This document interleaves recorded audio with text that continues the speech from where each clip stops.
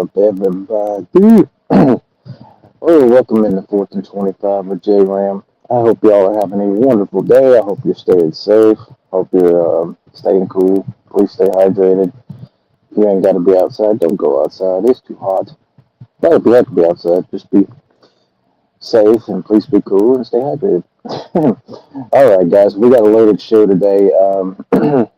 So for today, we've got offensive unit rankings for the season coming up. We've got under the radar games, my top five college football media personalities, a couple news and notes. Hey, real quick, for those of you who may not pay attention to stuff like this, but I know I'm one that's really bad about complaining about the heat and humidity.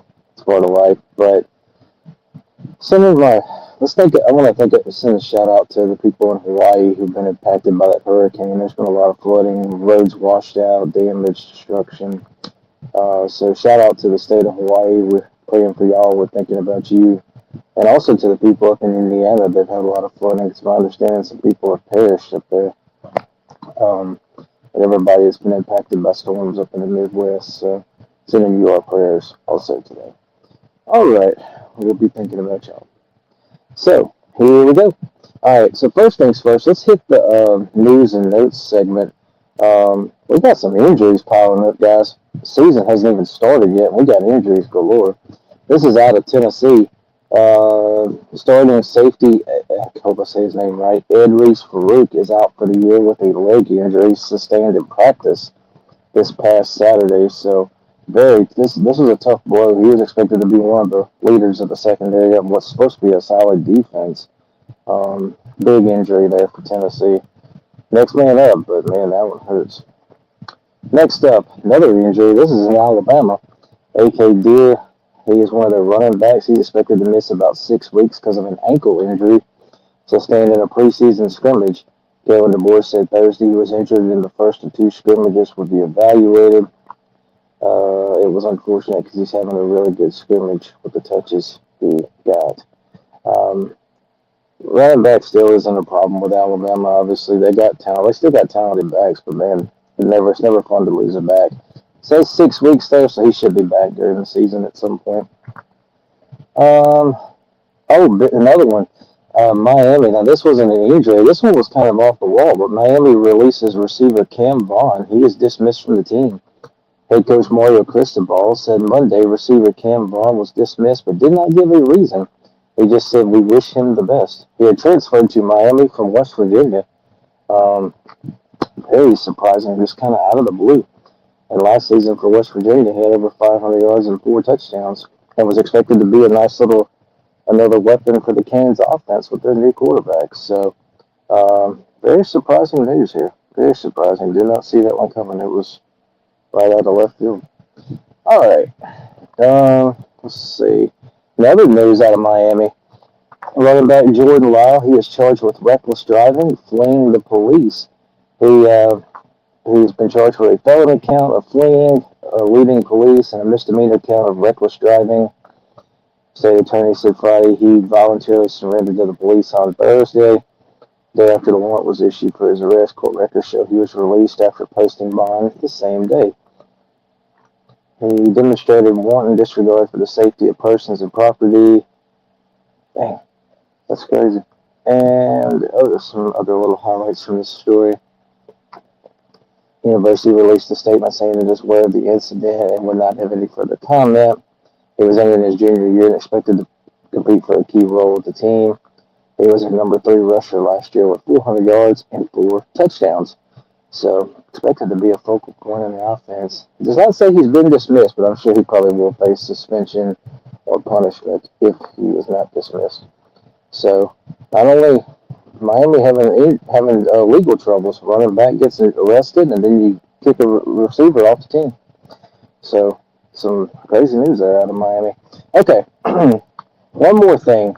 The Associated Press Top 25 is out. Here we go. There is your AP Top 25 thoughts. I'm not going to get too far into this. I don't get too worked up about preseason polls. I enjoy them because I got mine. Mine's coming out next week. But here is your preseason top 25 on the AP side. Coaches poll, of course. came out last week. Um, Big Ten looking there at 1-2. Ohio State number 1, Oregon's number 2, Georgia 3, Notre Dame 4, Texas 5. 6 through 10. The reigning champions Indiana, Miami, Texas A&M, Ole Miss, and Oklahoma. So nice little SEC representation there for 8 through 10. 11 through 15, you see LSU, Texas Tech, Bama, BYU, and USC. And, oh, by the way, BYU and USC tied, actually, with both the same amount of points in the voting system, so they're both 14th. Michigan, Washington, Penn State, SMU, and Tennessee, that is 16 through 20. 21 through 25 goes to Utah, Iowa, Houston, Louisville, and Missouri. Don't know what Tennessee's going to look like. I'm getting really concerned because Tennessee's got a long list of injuries, and it was released. I seen it the other day on Josh Pate's show. They got a lot of injuries. They're going to get tested, let's just say. Missouri maybe is the surprising one, but I don't know. Missouri can still be a solid team. It just depends on Ahmad Hardy's status. Does Austin Simmons take the next step as a quarterback? How does their defense do with all the losses? Because they lost like 13 of their top 15 tacklers. Louisville's a team some think's underrated and disrespected. I can see why. They got a big one with Ole Miss on opening weekend. Any other things that really step out? A lot of people wonder why Indiana's not ranked higher. I get it, but at least they're still in the top 6. I don't think they should be number 1 just because they won the title last year. There was a lot of departures. I would argue putting them ahead of maybe a couple more of these teams, but it is what it is. I think you got the right top 7 at least, anyways. But Texas A&M, some people are saying they're too high. I get it, but like I said, it's just preseason. So anyway, here is your preseason AP top 25. All right, so let's get into the meat and potatoes, the main part of the show today, with our top 10 offensive units. So we got our top 10 quarterback rooms, we got our top 10 running back rooms, top 10 receiver, tight end rooms, and then finally offensive lines. Okay, so we are going to start with let's start with offensive lines. We'll start with the big man, the hog mothers, the big boys up front who block, make the holes for the running backs, protect the quarterbacks, the heroes, the guys who don't get the respect as much, don't get all the media glass and all the attention like the quarterbacks and running backs and receivers do. So let's get this thing started. Top 10 offensive lines. We are going to start with the G6. Let me I got my notes here. All right. G6, my top 5 offensive lines. There's actually 6 of them because one of them actually is in the overall top 10. You probably know who that is. We'll get to them in a minute. So, number 5 on the G6 next top 5. UTSA. 3 starters back, plus transfers, totaling 55 starts experience. You've got Darrell Jones. He started 11 games last year for him. Your center, Luke Lopez. He has 12 starts in his career. He is back from injury. Worth keeping an eye on, so hopefully he can stay healthy. You got Ben Rouse, 21 starts in 2 years for the Roadrunners. Jalen Garth, 13 starts last 2 years. He had 4 last year before his injury, so another lineman coming back for the Roadrunners. Jonah Miller, he was a 2-year JUCO player, but he has 9 games experience the last 2 years.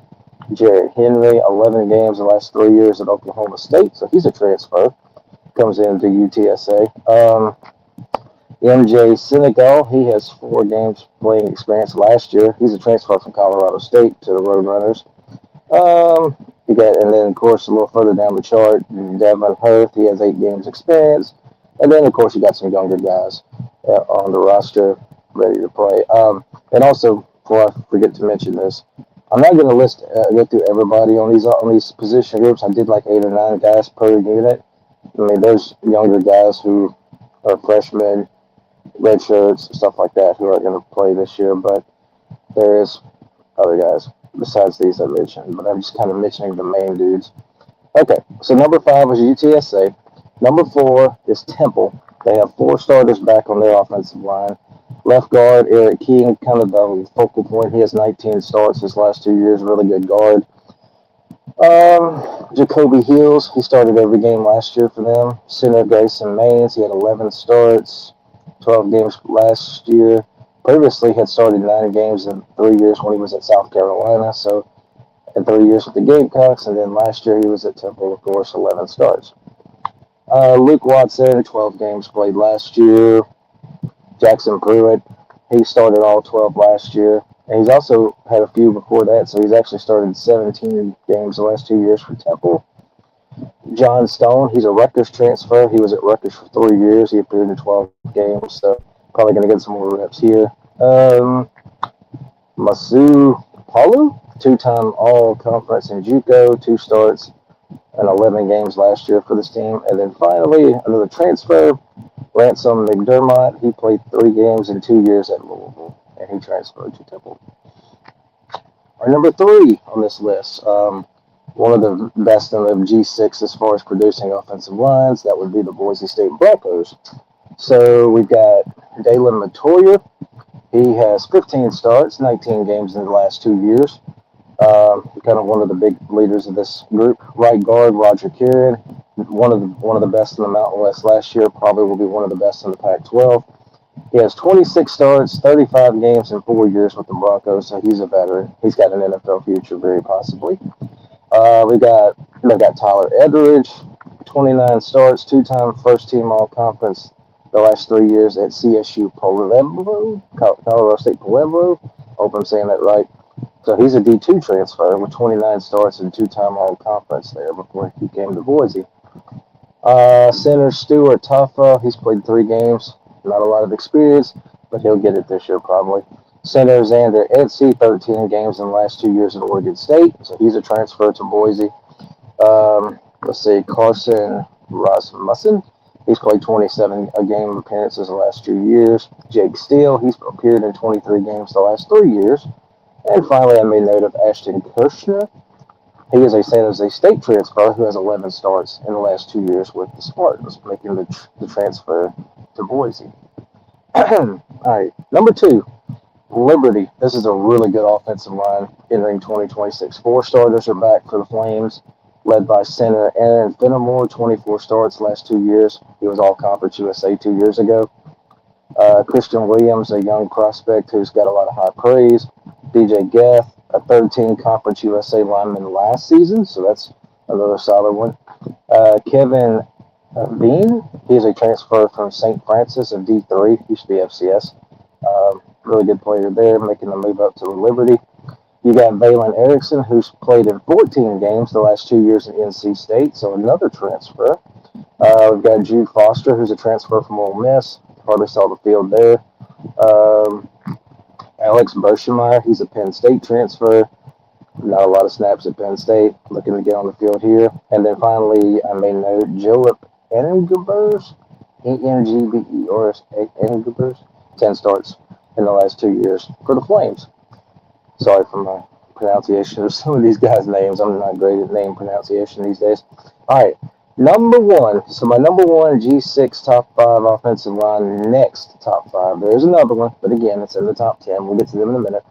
Number 1 on the G6 next top 5 offensive lines, Navy. This is another really, really good offensive line with veteran presence. 4 starters back, 58 total for the midshipmen. You got Sean Crowley. He started all 13 games last year for the midshipmen. Center Jake Paletto. He's had 2 starts, 6 games played in the last 2 years. Hoke Smith started all 12 last year for Navy. Cam Nichols, 9 starts, 10 games appeared last year. Malcolm Johnson, he started 7 last year, 13 games appeared. Center Torian Smith, in the last 2 years, he has 3 starts, 9 games appeared. Will Hampton, a nice depth piece. And then Isaac Bunker, 3 games played in the last 3 years, looking for more experience. Some good guys that provide some depth there. Okay, so let's get to the overall top 10 after I take a swig of some sweet tea.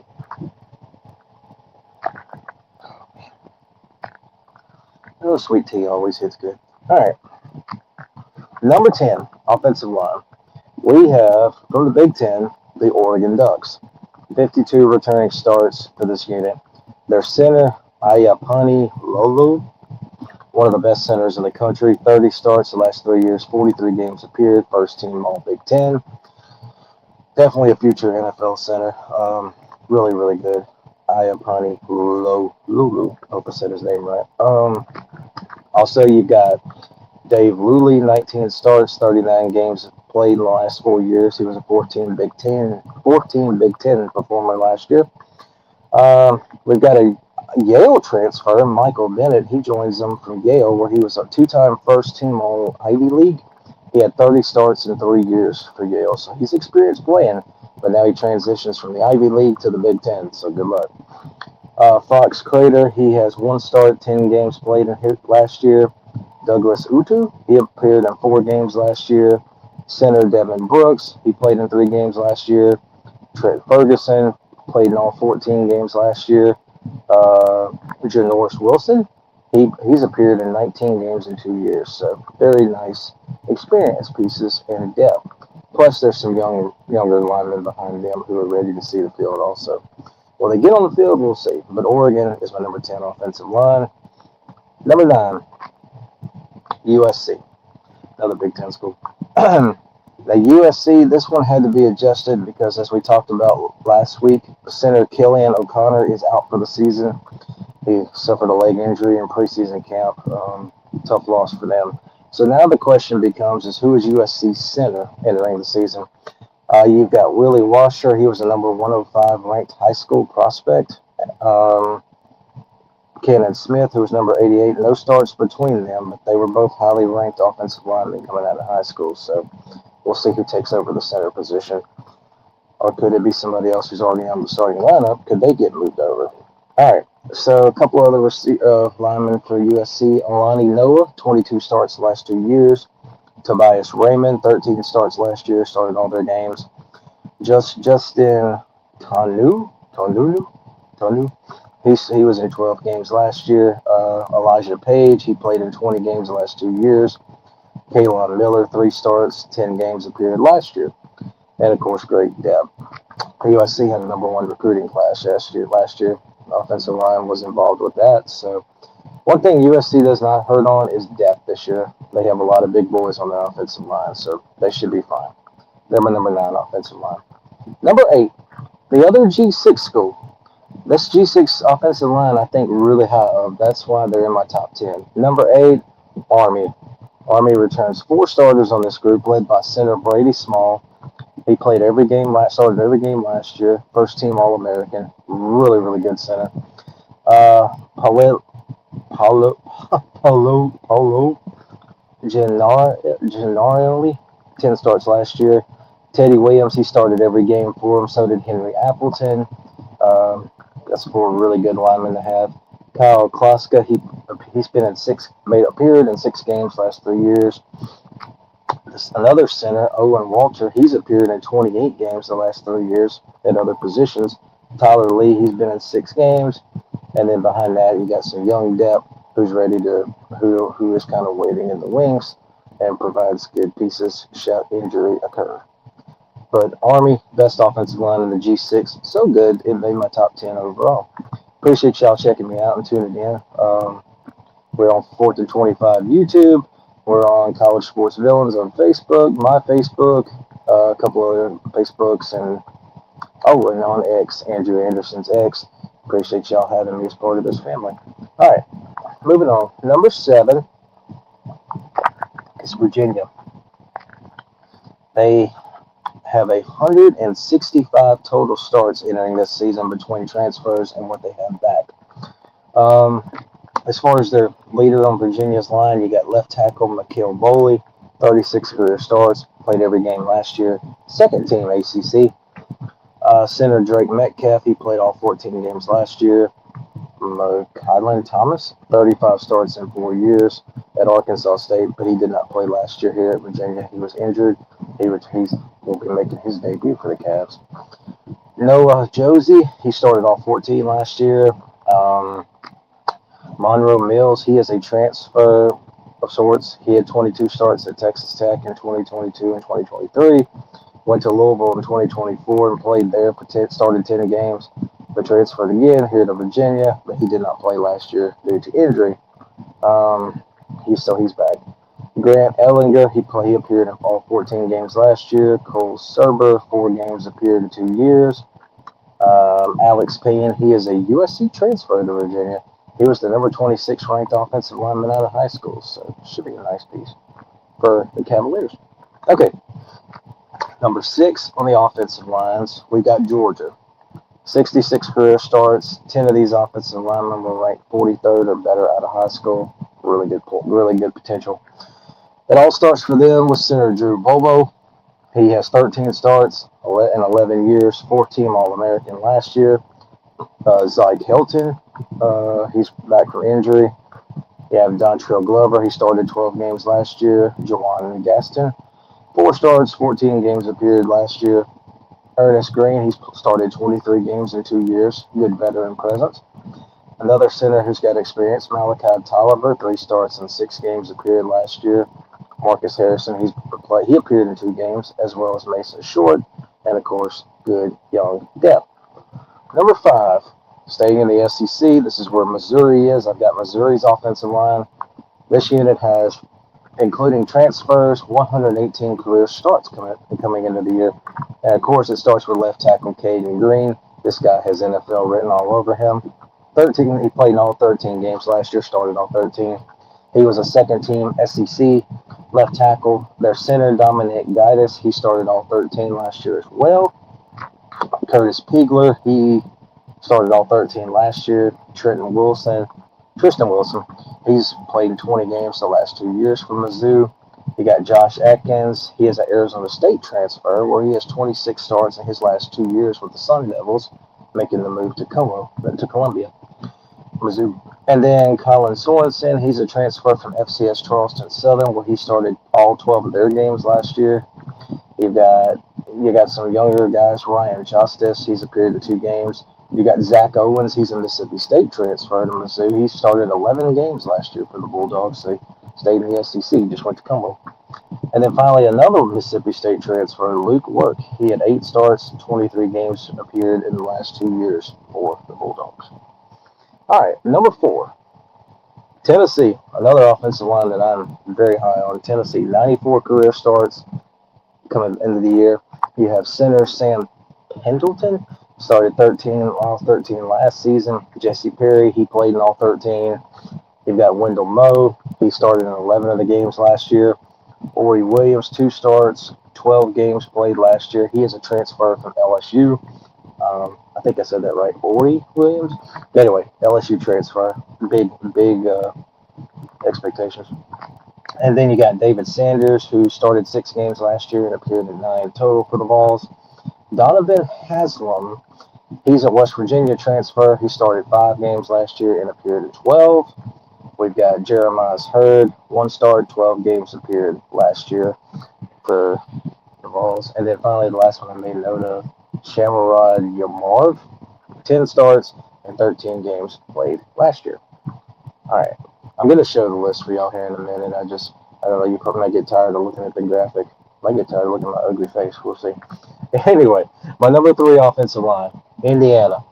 They're led by left tackle Carter Smith, first team Big Ten last year. He has 41 career starts for the Hoosiers, started every game last year, of course, for their national championship team. Adeomola Ajani, 4 starts, 15 games played last 2 years. Wisconsin transfer Joe Brunner, he came to Indiana. He has 24 starts in the last 3 years for the Badgers, 35 games appeared. Really good veteran piece, knows the Big Ten, so he'll fit in well there. Braden Lynch, he has 29 starts in the last 2 years. He started every game last year for them. Center Drew Evans, 21 starts the last 2 years. Also, his backup, Austin Liebpride, 13 games played in the last 2 years. Baylor Wilkin, he played in 4 games last year. And their third string center is also not a bad one, Drew Clausen. He is an Iowa State transfer. He has played in 26 games the last 2 years for the Cyclones. All right, number 2 offensive line. Had a really tough time between these two, so you could go either way. I mean, of course, all these are great, but My number 2 offensive line, I settled with Notre Dame. 64 career starts returning. Center Ashton Craig, 6 starts last year, but he is returning from injury. Hopefully he can stay healthy. Charles Jagusa, returning from injury too. He had a fractured arm. Did have surgery. Hopefully he can be back during the season. Anthony Knapp started all 12 last year. Herbie Lambert started all 12 last year. Will Black, he is a younger offensive lineman, appeared in 3 games last season. Joe Otting, a really good another good offensive lineman, started 6 games last year. Matty Augustine, he just had toe surgery here's really like a week or 2 ago, but he is expected back for them this year. There's good depth. Also, Sullivan Abasher, he appeared in 5 games last year for the Irish. This is a really good offensive line. The recruiting, the portal, whoever their running backs are this year, they're going to have good holes, and C.J. Carr should be well protected. All right, finally, my number 1 offensive line entering the season, I settled on Ohio State. 4 starters are back. They have 89 career starts once you add transfers in coming into the season, so it's a good experience. I've got on here center Carson Hinsman, 35 starts the last 3 years. Really good veteran presence. Austin Sieverfield, 21 starts the last 2 seasons. Luke Montgomery, 16 starts the last 3 years. Phillip Daniels, 13 starts last year. So that right there between those 4 that I just read, that is, I'll try to count it really fast for you. That's 87 starts right there. And then you've got Ian Moore, who's appeared in 17 games the last 2 years. You've got a center, Dalton Riggs, the backup center. He's a UCF transfer. He appeared in 12 games for the Knights last season. How about a Dartmouth transfer to Ohio State? Vayshawn Washington. He had 26 starts the last 3 years for Dartmouth. And then finally, I also made note of a youngster, Gabe Van Sickle. 1 start last year, 7 games appeared. And of course, there's good talent there. As you know, it's Ohio State. All right, so one more time before we move on. Oh, that's not it. There is J-Ram's offensive line rankings. I just read out a little info on each for you. G6 next top 5, UTSA, Temple, Boise State, Liberty, and Navy. That's 5 through 1. Top 10 overall, I settled with Oregon, USC, Army, Virginia, Georgia, Missouri, Tennessee, Indiana, Notre Dame, and Ohio State. All right, let's do wide receivers, shall we? All right, so G6. I'll take one more swig of tea. Sorry, y'all.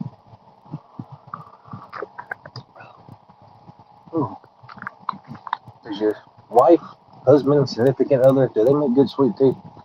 I know I was blessed with it. Mine can make good tea. All right. G6 top 5 receivers. Number 5. I've got Middle Tennessee's room here for the Blue Raiders.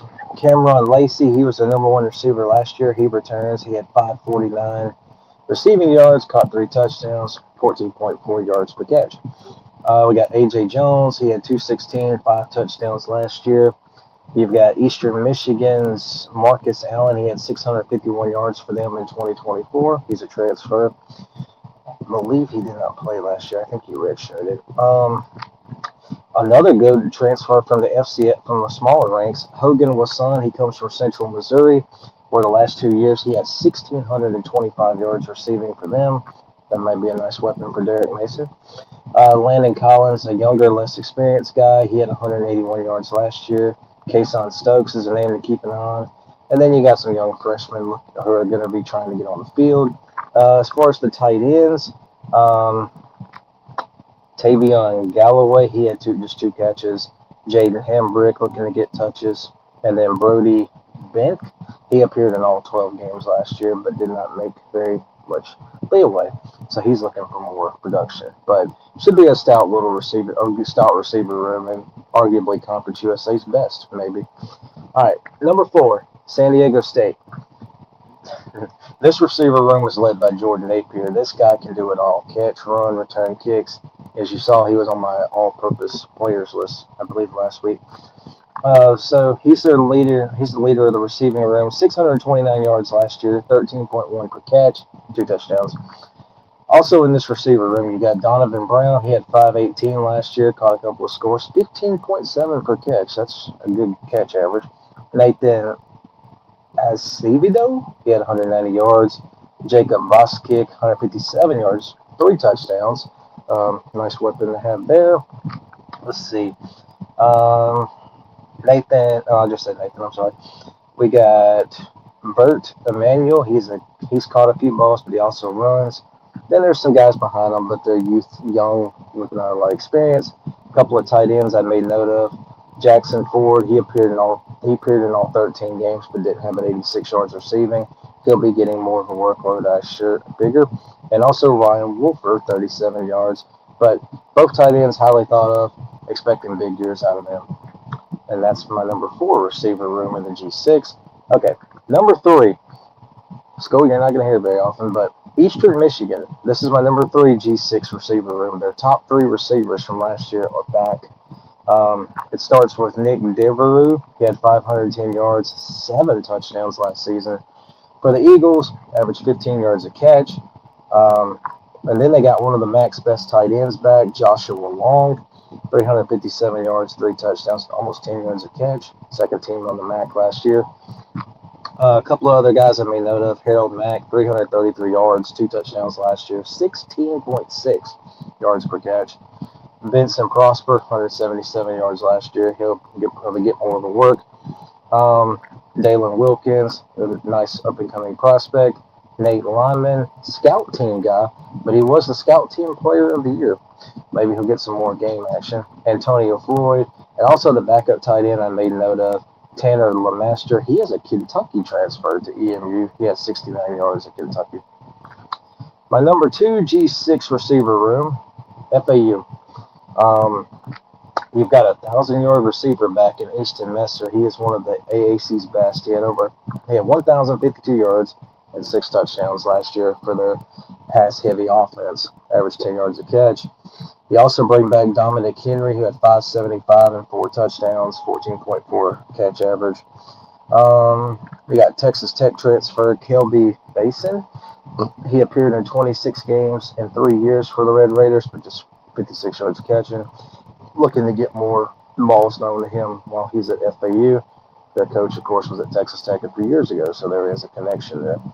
RJ Garcia, he is a transfer from Bowling Green in his 6th year. He had 543 yards in 5 years with Kansas and at Bowling Green, so now he's in his final year. Braden Hotch, just 177 receiving. Caden Shields Dutton, 108 yards, a touchdown, limited action. Couple of tight ends for the Owls I made note of.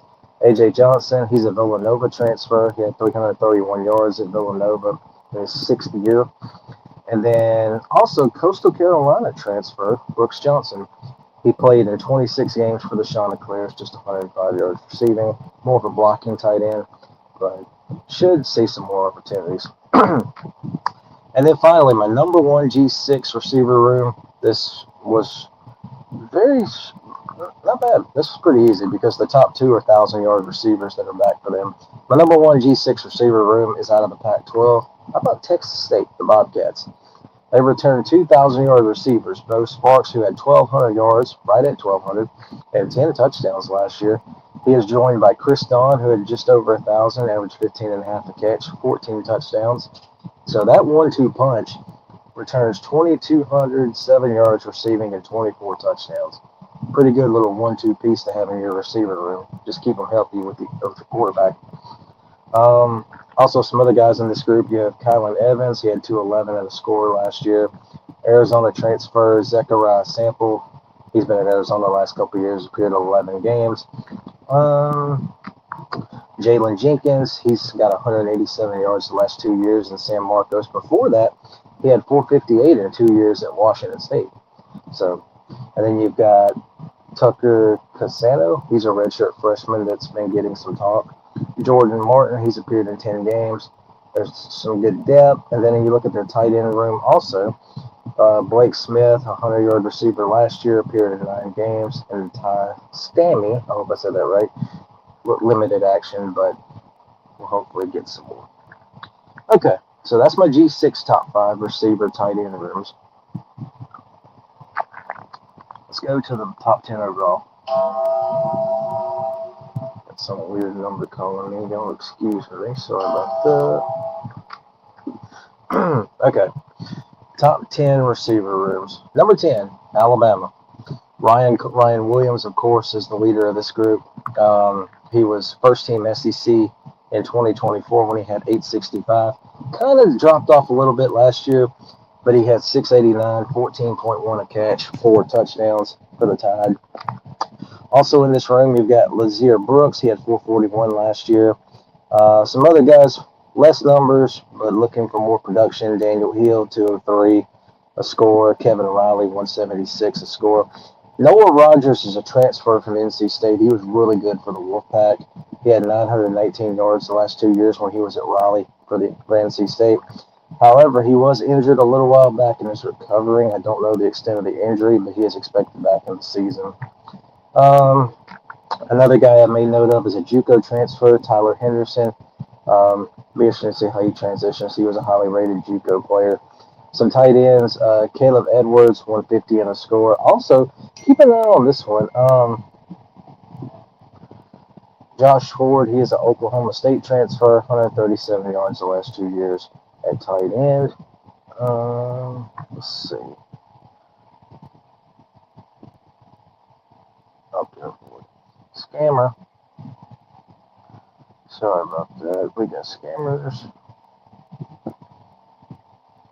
Alright. Stupid scammers. Sorry. Alright. Yeah, Alabama's number 10. Alright, moving on. Number 9. How about Indiana? This is it where I dropped Indiana's receiver room. It starts with returner Charlie Becker. This guy led the country, I think, in yards per catch. He had 20 yards per catch last year for the national champions. 679 yards, 4 touchdowns. A couple of transfers. Nick Marsh, obviously, this was a big get. Last 2 years, he was at Michigan State. He had 1,311 yards.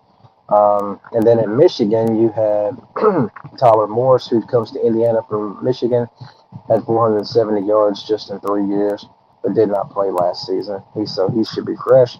Also, another transfer, Shaz Preston. He joins Indiana, where he had 723 yards at Alabama and Tulane combined. So he is a former Alabama player and a former Tulane guy. Tight end Brock Schott. He joins them from Miami. He appeared in 2 games. Also, you got Devion Chandler, 7 games appeared last year. Jack Wasserstrom, he appears in 9 games the last 3 years for the Hoosiers. And then you got another tight end, Andrew Barker. He only appeared in 1 game, but he'll be looking for more production for the Champs. My number 8 receiver room. This goes to Florida. I put Florida here. Whoever wins the quarterback battle, he's going to have a very good cast to throw the football to here. You've got Eric Singleton. He comes from Auburn, where he had 534 yards for Auburn. But before that, in 2 years at Georgia Tech, he had over 1468. And plus, the offensive coordinator, Buster Faulkner, is now at Florida. He comes from Georgia Tech. So guess what? There's a connection there. Vernell Brown, he had 512 last year, averaged 12.8 per catch. T.J. Abrams, over 200 yards. Micah Mays, he's a Wake Forest transfer. He had 520 yards in 2 years for the Deacons before coming to Gainesville. Dallas Wilson, he caught 3 touchdowns last year, 174. Davion Grace, number 8 ranked high school receiver coming out of high school. Will he get on the field and showcase his talents early? We'll see. Another Georgia Tech transfer, Luke Harpring at tight end. He had 158 last year for them. Be looking for more production. And also another transfer at tight end, Lakota Dipri. He comes from James Madison. He had 192 last year for the Dukes. Number 7. This is where I'm going to settle with Clemson. T.J. Moore, 837 yards, 16 yards per catch, 4 touchdowns last season. Bryant Wesco Jr., 537, 6 touchdowns last year, 17.3 per catch. Really good group. 1-2 punch there. Tristan Smith, he had 239 last year. Some tight ends, Christian Benaker, 215 yards, 3 scores. Olsen Pat Henry, also tight end, 126 last year. And a couple more receivers. Tyler Brown, 530 yards as a true freshman. And then he had 221 last 2 years. Cole Turner, 144. And then you got Chapman Pendergrass. He's appeared in 36 games in 3 years. Not a lot of catches, but been on the field and helped contribute. But a good room for Clemson. So Clemson, my number 7 receiver room. Number 6, this is where I put Tennessee. You got Braylon Staley back. Whoever wins Tennessee's quarterback job, he's going to have some toys. At Tennessee, you got Braylon Staley, 837 yards, 6 touchdowns, average 12.3 a catch. Mike Matthews, 813, 15.3 a catch, 4 touchdowns. A couple of tight ends, Ethan Davis, 257, 2 scores last year, 12.2 per catch. Deshaun Bram, 9 games, 63 yards last year. He's a tight end. Jakeem Dotson, he's appeared in 5 games with 2 catches. Ian Durante, he is an Idaho State transfer. He has over 1,000 yards the last 2 years for the Bengals, and now he is with Tennessee. Ty Keys and Tyreek King, these were 2 of the top 20 ranked receivers out of high school. As a matter of fact, Ty Keys was number 2. I think that might be the kid from Hattiesburg. Not sure. But anyway, Ty Keys and Tyreek King, these are 2 freshmen that there'll be eyes on them to see what they do in their first year in Knoxville. So Tennessee 6. My number 5 receiver room, I'm settling on Florida State. Deuce Robertson, much respect to him for coming back. He has over 1,000 yards, 6 touchdowns, averaged 19.3 a catch last year, 3rd-team All-American. Without a doubt, the leader of Florida State's football team. Also in this group included Makai Denzi, 571, 3 touchdowns last year, 21.2 yards per catch. Okay, so he was ahead of Charlie Becker. But anyway, Javon Boggs, just over 100 yards a score. Tariq Mallory, 4 games appeared. A couple of tight ends. Landon Thomas, 12 games last year, appeared, 3 catches. East Carolina transferred to Ciro Riles. He had over 362 yards last year for the Pirates as he comes to Tallahassee. And a couple of very highly ranked freshmen to watch include Devin Carter, Brandon Bennett, and Jason Lopez. We'll see if they get on the field and shine for the Seminoles from the get-go. All right, number 4 receiver room. This is where I settled on the Oregon Ducks. You've got Jeremiah McClellan, 557, 3 touchdowns last year, 14.7 a catch. Evan Stewart, this guy was a stud at Texas A&M. He had over 1,100 yards in 2022 and 2023. Came to Oregon in 2024. He had 613 yards that season. Unfortunately, last year he was injured before the season and did not get to play, so he is back from injury. Eyes will be on him. Can he return to his former self? Iverson Hood, he is a UAB transfer. He had over 1,225 receiving for the Blazers in 3 years. Jamari Johnson, he's a leading tight end entering the year, 510 yards, 15.9 yards per catch, caught 3 touchdowns last year. He was the backup to Kenyon Sadiq. Some people think he's better than Kenyon. So that's pretty good praise. But anyway, Jamari Johnson, their top tight end back. And then you got Clemson transfer, Marcus Dixon. He appeared in 15 games in 3 years for Clemson. He's the backup tight end for Oregon, or number 2, however you want to call it. A couple other receivers to keep an eye on. DeCorian Moore, 497, 3 touchdowns last year, really good piece. And then De'Aaron Hill, 137 yards and a touchdown. And Brady Bidwell, he appeared in 8 games for the Ducks. My number 3 receiver room, I'm trying to go through these as quick as I can. Number 3, we've got Texas. This is a loaded group, very good group. But I settled with Texas at 3. You've got Ryan Wingo, obviously he's back, 834 yards, 7 touchdowns, 15.4 per catch. Cam Coleman, the Auburn transfer, he had over 1,306 the last 2 years for the Tigers, 14 yards a catch before he comes to Austin. Emmett Mosley, 408 yards, 3 touchdowns, 14.6 a catch. You've got Sterling Buckhalter. He is a Wake Forest transfer, 416 yards last year there. Youngster Dalen McCutchinson, only 74 yards, looking to get more time.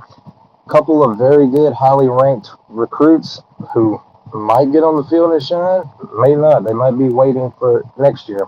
But they're both top 10 high school receivers. Keep an eye for Khalil Lockett and Jermaine Bishop. Let's see, Lockett was number 4 ranked, and Bishop was number 7th ranked prospect. Got a comment. Somebody named Samuel. Oh, hello. Hello. All right. And then a couple of their tight ends I made note of. Nick Townsend, 13 games appeared, 2 catches. And then Michigan State transfer Michael Masunas. He had 232 yards and 8 starts last year. Nice to meet you. All right. And so Texas is my number 3 receiver room. Number 2, we got Miami. It starts, of course, with Malachi Tony. This dude is a hoot. He had over 1,200 yards, 10 touchdowns, 11.1 yards per catch. Then you, of course, got Duke transfer Cooper Barkate. He comes with the quarterback, Darren Mensa. Well, at Duke, he had over 1,100 yards, 7 touchdowns last season. Vandrevius Jacobs, he is a South Carolina transfer. Okay. He is a South Carolina transfer, 729 yards in the last 2 years. I did have Cam Vaughn on this list, but as y'all know, he's been dismissed from the team. Okay. And then you've got a couple of tight ends. Elijah Lofton, 218 yards, 3 touchdowns last season. Luke Gilbert, he caught 2 balls. Joshua Moore, 210 yards, 2 scores for them. And then, of course, Miami recruits receivers really well, so they've got some youngsters in the waiting. All right, and then finally, my number 1 wide receiver room entering the season. I don't think this one's any debate. They're wide receiver U as far as I'm concerned. That would be the Ohio State Buckeyes. Of course, it starts with Jeremiah Smith, probably going to be a Heisman contender. He had 1243 last year, caught 12 touchdowns, 14.3. He is the unquestioned leader of this unit. Brandon Inniss, he is back. He had 505 yards last 3 years. Oh, no, I'm sorry. He has 700 yards, 3 touchdowns the last 3 years. Devin McCoon, he is a UTSA transfer. In the last 3 years with UTSA, 27 starts there. He had 1696 receiving. It comes to the Buckeyes. Also, LSU transfer Kyle Parker, 21 games, 385 yards in 3 years for the Tigers. David Adoff, he's appeared in 40 games for the Buckeyes the last 4 years. A couple of tight ends I've got here. Nate Roberts played in 13 games last year. Ohio transfer Mason Williams, he comes over from the Bobcats where he had 26 starts there, 565 yards in his last 3 years. And then, of course, like I said with Miami, same story. There's depth. There's good young talent in the waiting who might redshirt, but they'll be ready and might for their chance to get an early look at them. So anyway, that is the receiver rooms. Here's the list for you one more time. G6 top 5, Middle Tennessee is 5, San Diego State 4, Eastern Michigan, FAU, and Texas State. Still weird calling them a Pac-12 school. And then your top 10, Alabama's 10, Indiana 9, Florida 8, 7, Clemson, 6, Tennessee, 5, Florida State, Oregon is 4, Texas 3, Miami 2, and of course Ohio State is number 1. All right. I haven't took a break yet, so we're going to take a break real quick. We're going to take a break, and when we come back, we will jump into running back rooms. We still got running back rooms and the quarterback rooms. So we're going to take a little breather. See you guys in a second.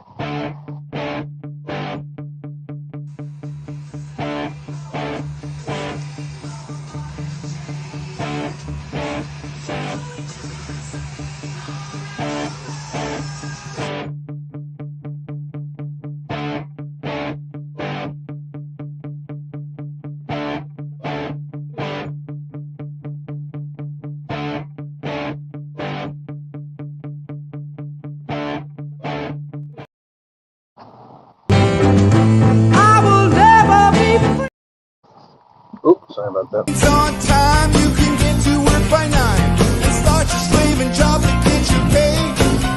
If you ever get annoyed, look at me, I'm self-employed. I love to work at nothing all day, and we've been taking care of business every day. Taking care of business every way. We've been taking care of business. It's all my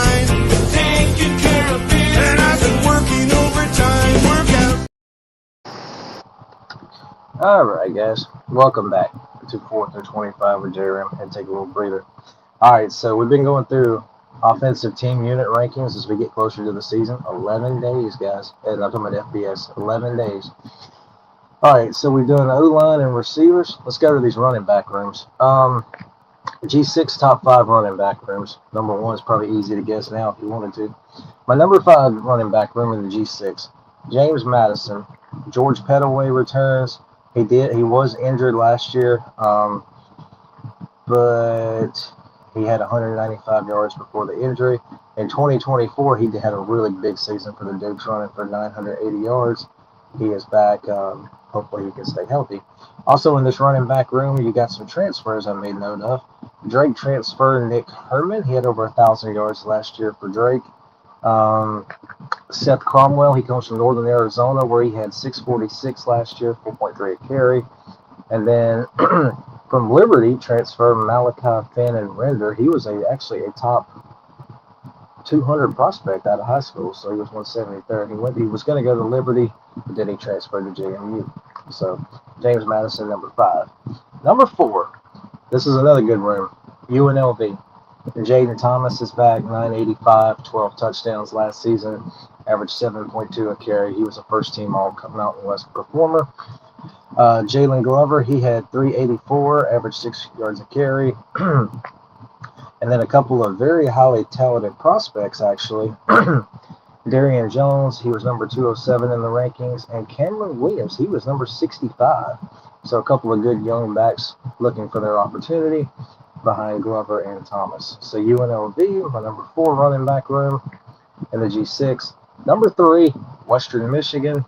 It starts with Jalen Buckley, 1,000 yards last year, 9 touchdowns, 5.6 per carry. One of the best offensive weapons for the Broncos. We've got A.J. Green. He comes over from Arkansas. He played for the Razorbacks for 4 years. Had 964, averaged 4.7 a carry there in his limited action.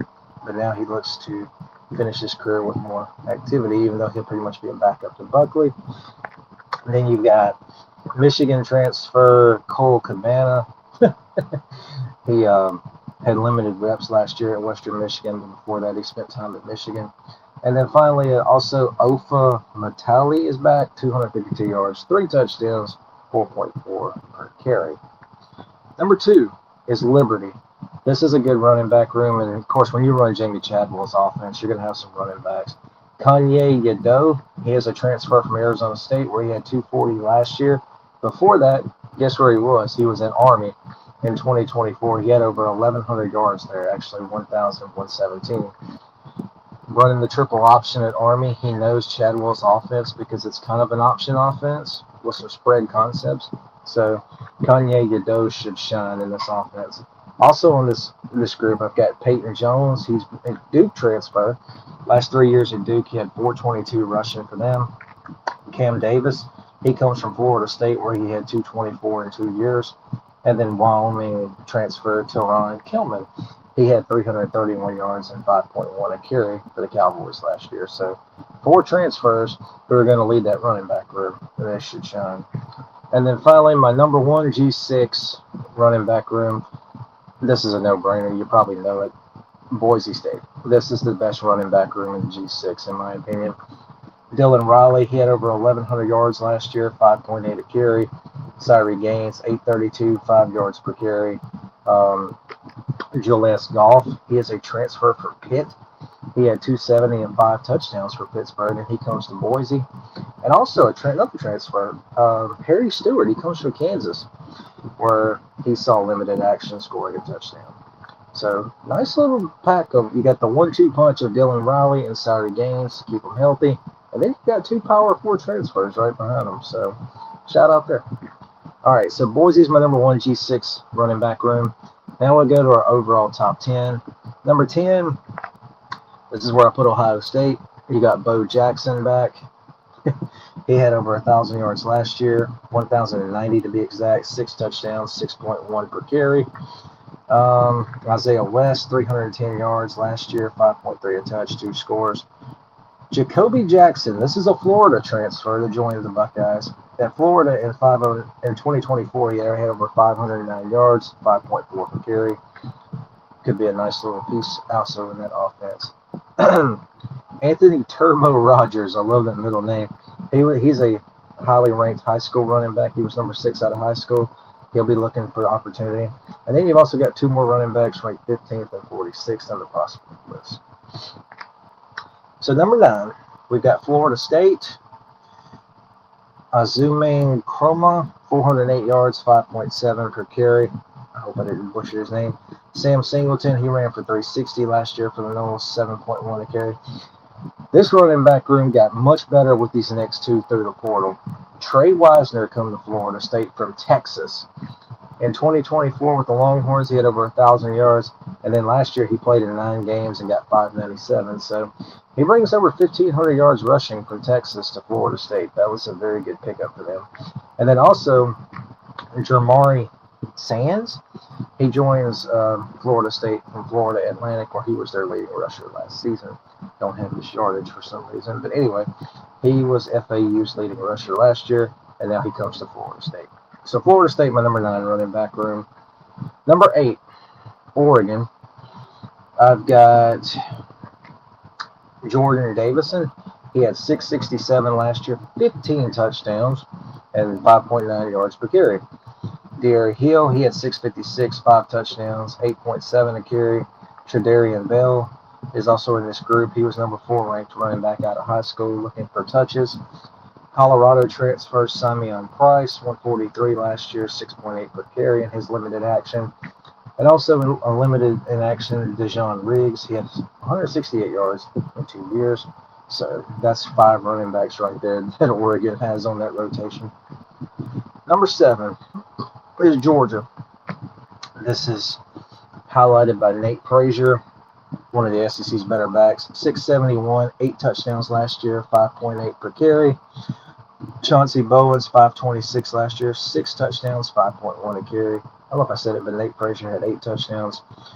Dwight Phillips, 210 yards last season, 6 yards a carry. Kentucky transfer. Keep an eye on this one. Kentucky transfer Dante Dowdell, 1174 last 2 years, 4.7 a carry. And also, overall, they have 7 running backs ranked number 27 or better out of high school. So let's just say Georgia's deep at running back. They're talented as always. My number 6 running back room. There was a time I would have never thought I would see the school ranked in top 10 as far as running back rooms. But anyway, number 6, this is where Texas Tech is. Cameron Dickey, of course, 1124 last year, 5.4 a carry. Jacoby Williams, 868 yards last year, 5.6 a carry. This dude is dangerous when he's in space. When he gets the football and he's in space, watch out.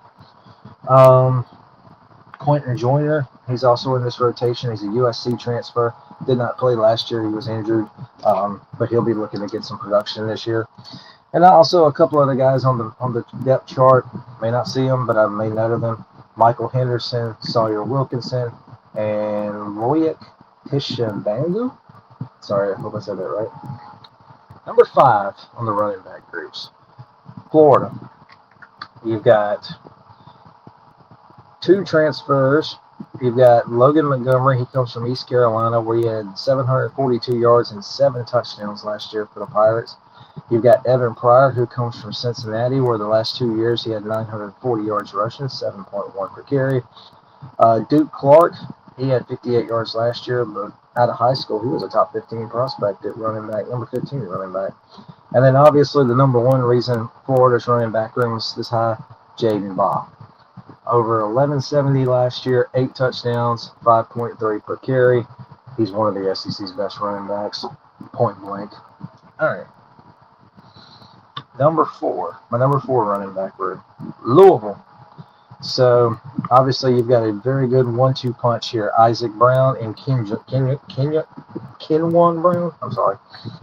Now, they both kind of dealt with injuries last year, but still put up solid numbers. Isaac Brown really had battled injuries, but he still averaged 884 and 7 touchdowns. 8.8 yards per carry. Kenwan Brown, 704 yards, 6 touchdowns, 7.3 per carry. And then also Braxton Jennings, 200 yards last year. He actually rushed for 113 of those yards against Kentucky in the finale. And then you got Missouri transfer, Marquise Davis, where at Mizzou he had over 200 yards. So that's 4 really good running backs for Louisville. Appreciate y'all tuning in. Appreciate the numbers. Appreciate y'all checking us out here at 4th and 25. Thank you. By the way, the YouTube for 4th and 25 that we're live on, please like and subscribe. I need numbers. I'm just kidding. But no, if y'all want to, like and subscribe, man. Appreciate it. Would love to have you. My number 3 running back room, Miami. Now, this group, I made note of 4 of the running backs. It starts with, of course, Mark Fletcher. He had 1192 last year, 10 touchdowns, 5.5 yards a carry. Charmar Brown, 474, 7 touchdowns, 3.9 a carry. Jordan Lyle, who we just talked about, got in legal trouble, got in trouble with the law. We'll see how long he's out if he ain't dismissed. Last year, he put up 508, 5.7 a carry. Also, Gerard Kringle, 375 yards, 4 touchdowns, 6 yards per carry. So that's your Miami running back room. That's a pretty nice little 4-piece to have there. Number 2 running back room. This one has a really good case to be number 1, but it just depends on one player's status. My number 2 running back room at this moment is Missouri. You have reserve running back Anthony Favreau ready to go. You have Houston Christian transfer. I hope I said his name right. Zyshawn Edwards. Last year at FCS Houston Christian in the Southland Conference, he had over 1,000 yards rushing, 1,019 yards, 5.3 yards per carry. He was a really good back for them. And then, of course, there's the 2-headed monster of Jamal Roberts, 753 yards, 6 touchdowns, 6.1 a carry. And then, of course, Ahmad Hardy. If he is healthy and he plays the whole year, he could be the best running. He will be the best running back in the country, very possibly. Last year, of course, he balled out for Missouri. 1,649 yards, 6.4 a carry, 16 touchdowns. Question is, again, will he play? Obviously, he was shot in the offseason. He has been cleared for activities and everything. He's recovered very nicely. But the question is he going to play? The guy's got an NFL future, too, if he's healthy. Now, they open with Pine Bluff. I don't think we'll see him in that game. But will he come around for Kansas, the SEC games? We just don't know. But anyway, for the time being, I'm going to settle with Missouri as my number 2 running back room. And at number 1, the Texas Longhorns. There is a very, very nice 1-2 transfer duo here. Hollywood Smothers, he comes from NC State, where he had over 1,510 yards in 2 years for the Wolfpack, averaged 6.1 a carry. And then Raleek Brown, he comes from Arizona State, where last year he ran for 1141, also 6.1 yards per carry. And then you got James Simon, he's a good backup, 122 yards last year. And then a couple more running backs I made note of. These guys were highly ranked prospects out of high school. You got the number 3 ranked high school running back in his class, Michael Terry. He's ready to go. And you've also got Derek Cooper, number 6 ranked high school running back on this depth chart. So five backs right there for Texas. And that was enough for me to put Texas as my number 1 running back room. So here's the list for you one more time before we go to quarterbacks. At running back rooms, number 5, JMU, number 4, UNLV, Western Michigan 3rd, Liberty 2, Boise State number 1. That's the G6. And then the top 10 overall, Ohio State is 10, Florida State 9, Oregon, Georgia, Texas Tech, Florida, Louisville, Miami, Mizzou, and Texas. If Ahmad Hardy's healthy and he gets rolling, Missouri, I'll flip Missouri to 1. All right. Finally, last but not least, let's go to the quarterback rooms. So we'll start with our G6 top 5. My number 5 G6 QB room, this is where I put Marshall. Carlos Dale Wilson, name not many people probably know, but he came out last year and kind of put the Sun Belt Conference on notice. He threw for over 2,000 yards, 17 touchdowns, only 5 interceptions, while also, and by the way, his completion percentage was 66.8%. He was also the number 1 rusher on the team. He ran for 661, 6 touchdowns, so roughly 2,700 yards of offense and 23 touchdowns for the Thundering Herd. His backups, Zion Turner, he threw for 409 and a score. And then you bring in West Virginia transfer Collie Wilkins, where he threw for 185 and a touchdown while also rushing for 243 when he was at Morgantown. So he's pretty much the third stringer here. So three quarterbacks dependable there. Number 4, you got UNLV. Obviously, this quarterback room starts with transfer Jackson Arnold. He comes over after a attempt at Auburn. At Auburn, he threw for 1309, 6 touchdowns, just 2 interceptions. He also rushed for 311 yards. He ended up with 1,620 yards of offense in his career at Auburn. He was at Oklahoma. He was at Oklahoma before he was at Auburn, so this is his third school, and I think this is his last year. So Dan Mullen has a good thing in quarterbacks. So maybe Dan Mullen is what Jackson Arnold needed. So, but he'll be the focal leader of the UNLV offense. His backup is Alex Orji, limited experience, but he was injured last year, I think, at points. He was at Michigan, I believe, at one time, and then came to UNLV and put up okay numbers, but he's the backup here, experienced backup. And then my 2 more quarterbacks in this room. These are, of course, ranked high school players who are now, I believe, freshmen. You got Sebastian Serco and Derek Garcia, who are also on the roster. My number 3 quarterback room in the G6 is Florida Atlantic. You got Jordan Magwood, number 140 ranked QB out of high school. You've got Drew Devalier. He is a transfer from Rice, where he threw for 260 in 2 years. Really big arm, got a good arm. He's the backup. And of course, their starting quarterback is Caden Beltcamp. He's the reason they're number 3 on this list. Had a very productive year, 36-41, 67% completion percentage, and 24 touchdowns. However, turnover issue, 17 interceptions. So your 24-17 touchdown interception ratio is concerning. Got to cut down on turnovers. But they're number 3. My number 2 quarterback room is UTSA. Owen McCown's back for what feels like his 18th year. But anyway, he's back. Threw for 29.95, 30 touchdowns, only 7 interceptions, and 67.6 completion percentage. He's obviously the unquestioned leader of this team. Brandon Tennyson is his backup. He's threw for 199 and 2 scores the last 3 years. And then Max Gerlich is the third stringer.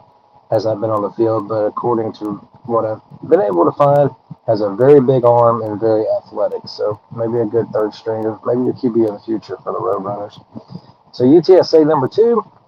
And then finally, my number 1 G6 quarterback room, I settled with the Texas State Bobcats of the Pac-12. Of course, Brad Jackson is back. He's the leader of this group. He threw for 3,224 last year, 21 touchdowns, only 7 picks, 71.3 completion percentage, and also a phenomenal runner. He ran for 744 yards and 17 touchdowns. So you do the math, he's close to 4,000 total yards. I think it's 39.68, yeah. Almost 4,000 yards of offense and 38 touchdowns. Dude is a playmaker for the Bobcats. Shanker Raising is on the roster. He's a Boston College transfer. Limited action there. He threw for 141 and a score. And then you got Gavin Parkhurst, who's the third stringer. He was number 152 out of high school as far as quarterback prospects. So Texas State, my number 1 G6 quarterback room. All right, let's go to our overall top 10. Number 10 is Auburn. This is where you got Byron Brown, the South Florida transfer. Phenomenal career with the Bulls. He ended up with 4,532 yards passing, over 1,000 yards rushing, 76 completion percentage, 26 touchdowns, and 7 interceptions for the Bulls, 5.8 a carry. So basically over 5,000 yards of offense when he was with USF and Alex Golesh. And of course, Alex Golesh is now the head coach of Auburn. So Byron came with him for his last year. Dude is a playmaker.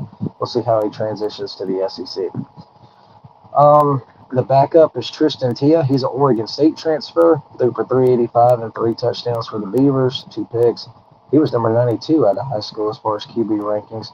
And also, Not something you see every day, but Lachlan Hewitt, he comes from South Florida. So not only did one South Florida quarterback come to Auburn, two did.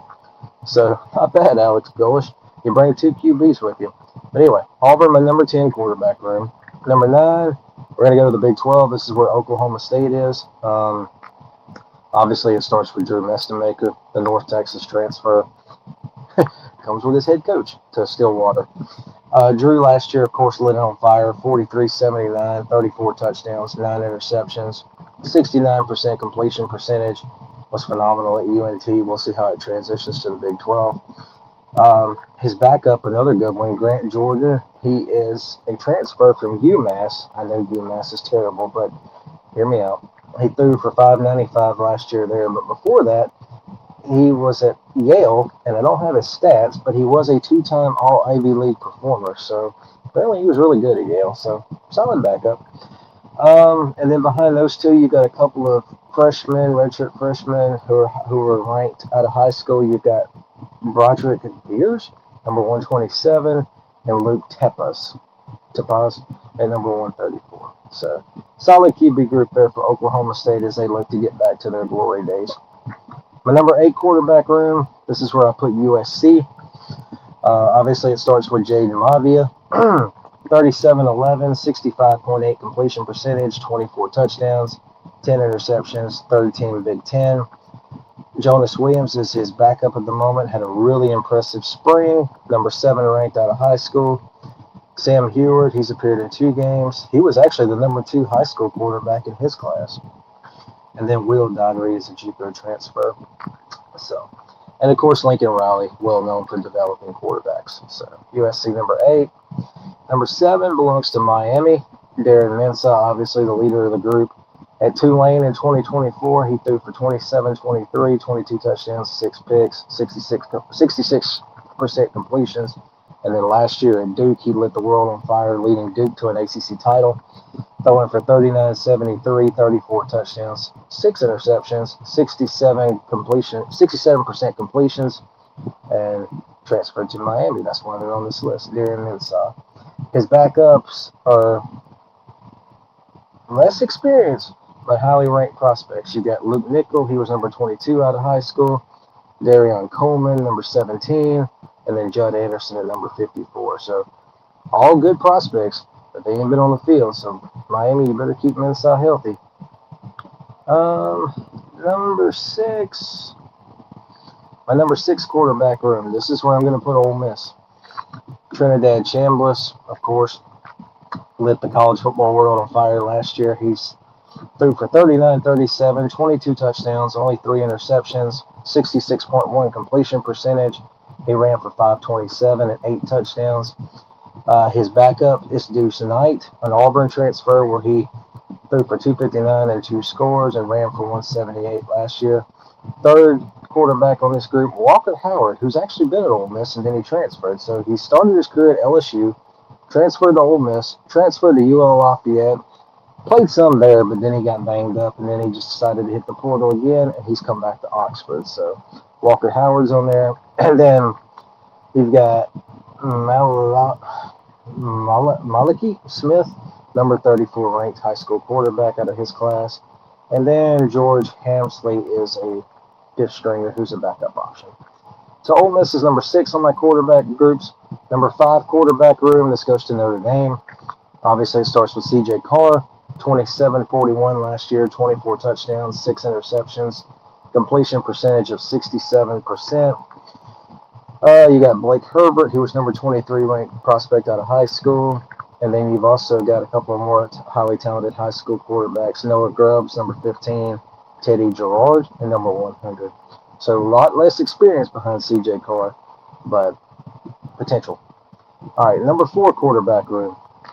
I settled with the Georgia Bulldogs.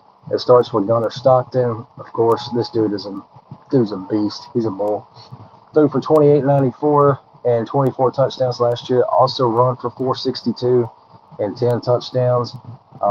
Will run through a brick wall. Phenomenal leader. His backup, Ryan Pug, 161 and a touchdown. You've also got prospects, Ryan Montgomery, number 12 out of high school. And then behind him, you got Hezekiah Melinder, Bryson Beaver, and Jake Bobo. So quarterbacks who have not really been on the field, but who are waiting in the wings, I guess you could say. My number three quarterback room, Ohio State. Of course, it's going to start with Julian Sayin. This dude is phenomenal. 77 completion percentage, 36-10 in the yards, 32 touchdowns, only 8 interceptions. His backup, Tavion St. Clair, number 3 ranked quarterback out of high school, played in their Ohio State spring game and looked very impressive from what I've been able to understand and from what little I saw. Justin Martin, he's a UCLA transfer on the depth chart, threw for 179 in the score. And then you got a couple of other backups, Brady Geibel and Colton Stover, who are ready if needed. And then my number 2 quarterback room, this goes to the Texas Longhorns, obviously. It starts with Arch Manning, 31-63, 26 touchdowns, 7 picks. His completion percentage was 61.4. Also 10 rushing touchdowns, 399 yards. So he totaled 36 total scores and over 3,500 yards of offense. Had a really shaky start to the year, as we all know. But in the second half of the season, played as good as anybody in the country. His backups are Carl K.J. Lacey, 13th ranked high school QB. Thea Bell, he was number 3 in his class. M.J. Morris, this is a transfer who has started at NC State, Maryland, and Coastal Carolina. So 9 total starts. He's a backup with a little bit of experience. Should something happen to Arch, hopefully it does not. So Texas's quarterback room is number 2. And then finally, our number 1 quarterback room, the Oregon Ducks.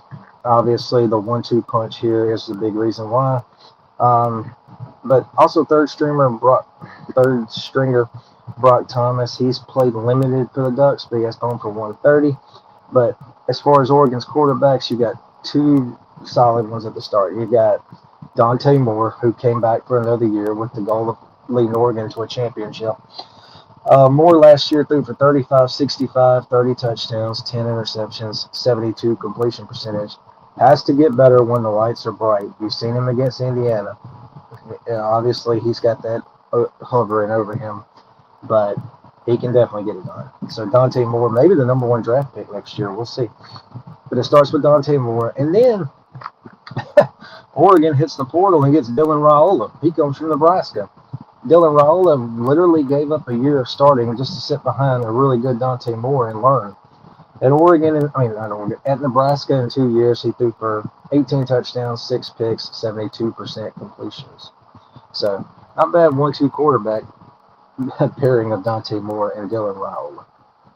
All right, and then finally, here's the quarterback rooms one last time. G6 top 5, Marshall is 5, UNLV 4, number 3, FAU, UTSA 2, and then Texas State is number 1. And your overall top 10 quarterback rooms, Auburn 10, Oklahoma State 9, USC, Miami, Ole Miss, Notre Dame, Georgia, Ohio State, Texas, and number 1, the Oregon Ducks. And that is a wrap on offensive team rankings. We'll do defense on Thursday and special teams. All right, so 2 more things we're going to do real quick. I'm up against the clock here. My under-the-radar games entering the season. So I picked a few games out per Power 4 Conference and the G6. These are some games that, and I don't have a photo here, so I'm just going to read them off to you real quick. Let's start with the ACC. September 19th, SMU at Louisville. Very possibly that game could be for second place in the ACC behind Miami. Winner could have the inside track to play Miami in the ACC Championship. September 25th, the very next week, Clemson at Cal. Do not sleep on that game. Clemson fans better not overlook that trip to Berkeley. Cal's quarterback's a baller. October 23rd, Duke at Virginia. Rematch of the ACC Championship. Virginia seems to be just kind of flying under the radar and not talked about. November 6th, Virginia Tech is at SMU. Interesting coaching matchup, James Franklin and Rhett Lashley. Where will they be by then? We'll see, but that could be a good one. November 13th, Florida State's at Pittsburgh. Is Norvell already fired? What if they lose this game? Is this the loss that ends him? Who knows? But of late November in Pittsburgh. Good luck, Seminoles. Big 12 under the radar games. October 3rd, BYU at TCU. Is this that road game that BYU trips? TCU's still going to be solid. October 17th, I put Oklahoma State at Houston on here. If the Cowboys want to get back into the Big 12 race quickly, this is a good chance. November 14th, Utah at Arizona. Be careful out in Tucson, Utes. This is going to be a good game. This is two teams that are contenders, in my opinion. Thanksgiving, November 26th, the battle in the Lone Star State, TCU and Texas Tech. It's in Lubbock. Could be fun. And then finally, November 28th, Arizona State at Arizona, Territorial Cup. That'll be fun as always. G6, a couple of games. I did one for their conference. The Pac-12 game, November 14th. Keep an eye on Fresno State at Texas State. Fresno's got to go to San Marcos. Texas State's going to be a solid team. Could get upset. September 12th, USF at Army. This is in the American, of course. USF, new coach, a lot of rebuild there, and you got to go to West Point in week 2. Good luck with that. A Mountain West game under the radar, November 27th, Air Force at New Mexico. Could Air Force be in contention for the conference? Because that's the last week of the season. Could a berth in the title game be on the line between those two? Could be a lot of fun. In the Sun Belt, I made note of this game, October 10th, UL Lafayette at La Tech. Is La Tech a West Division contender in year 1? Be nice to see these two collide as they get this rivalry back going. October 17th, I made note of this one, Western Michigan at Central Michigan in the MAC. Broncos, be careful. I'm high on you. I'm very high on you. And going up to Central Michigan, it may not be fun. And then Conference USA, I made note of this game, October 2nd, Friday night game, Liberty at Delaware.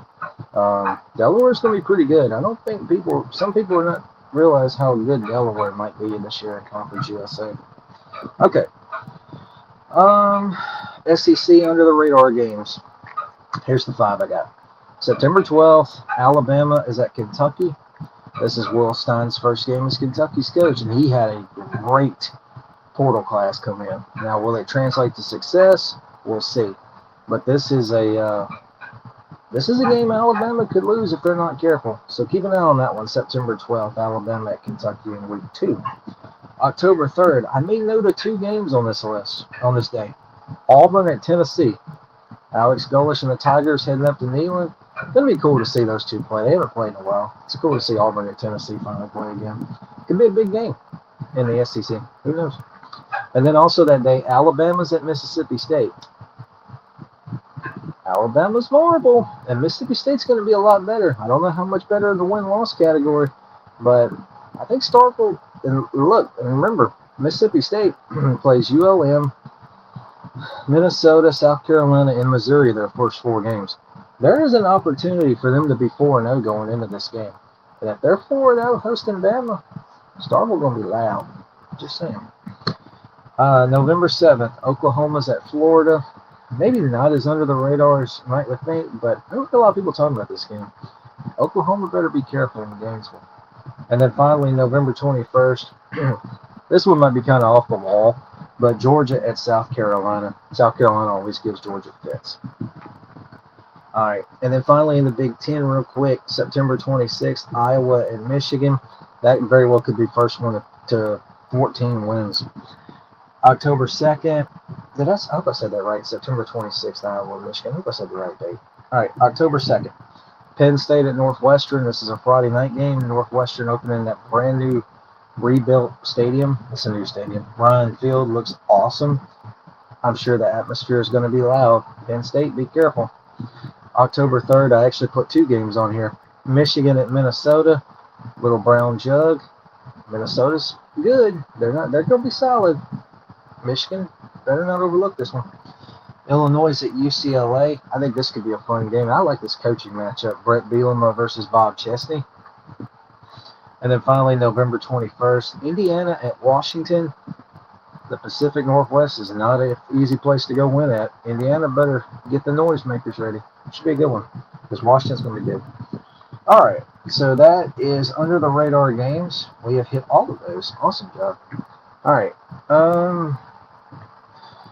All right, our final segment, we're going to do top 5 college football personalities. But before that, I'm going to take a quick break.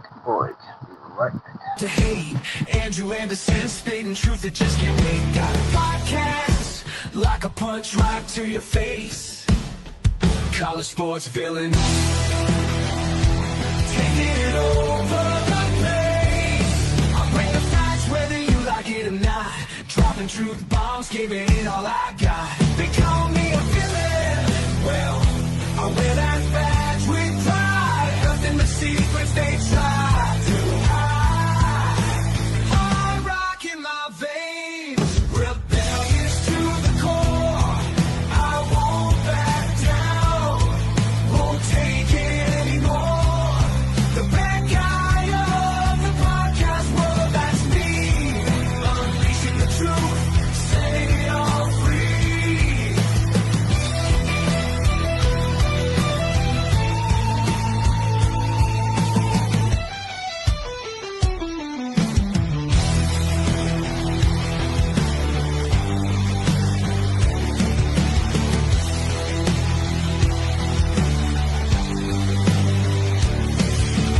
Unleashing the truth. All right, guys, welcome back to 4th and 25 with J-Ram. All right, let's put a wrap on this show with our top 5 college football media personalities. Last week I did my top 5 announcers. Of course, the late great Keith Jackson, number 1. He's the GOAT. Brad Nessler was number 2. All right, so these are not quite announcers. These are just media personalities. They do shows, they do sideline reports, or assistant in the or code commentator, I should say. So here we go. My number 5 favorite college football media personality. I didn't almost put him here, but I had to because he can be highly entertaining. Number 5 is the Mississippi State diehard Brandon Walker. He is really good at what he does. Not a big fan of all the cussing he does. He does let it out, but he doesn't care, and that's okay. But I do respect him for calling out the fans in the comments and those that like to whine and fuss about everything. So I do respect that he does call out the stupid fans as they get called out there. I appreciate him calling out those people. Number 4, Kirk Herbstreit. Him and Chris Fowler, of course, are great together in the broadcast booth. Of course, on College Game Day, him and his beloved dog Peter. Of course, he played quarterback at Ohio State. Love watching him talk college football because it's his passion. Number 3, Cole Kublik of the SEC Network. He has the Cube Show on YouTube, by the way. Check it out. He does a great job. He played at Auburn. One of my favorite people to listen to talk about players and everything else involved in this great sport. Number 2, this one might be a little controversial. I don't care. I still love the dude. Paul Feinbaum. He's number 2, the Feinbaum Show. SEC Nation member. Dude's, of course, SEC all the way through.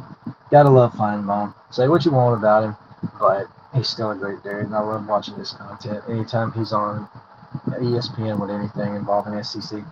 And then, of course, number 1, no-brainer. For those of you who follow me know I'm a big fan of this guy. Number 1 is Josh Pate. Josh Pate's College Football Show.